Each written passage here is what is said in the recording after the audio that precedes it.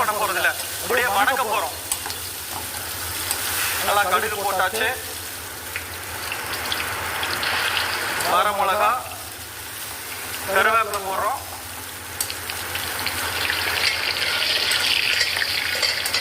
ஒரு 2 ஸ்பூன் வீட்டு மிளகாத்தூள் நல்லா ஆயில்ல நல்லா ஃப்ரை பண்ணிட்டு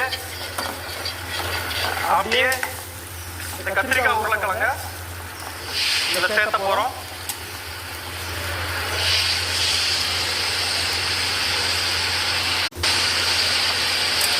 நல்லா வேக விட்டு நல்லா வணங்க விட்டோம்னா அதி பயங்கரமான டேஸ்டா இருக்கும். அவ்வளவுதாங்க. அப்படியே பாருங்க, அந்த வீட்டு மிளகாத்தூள், ஆயில் அப்படியே வந்து நல்லா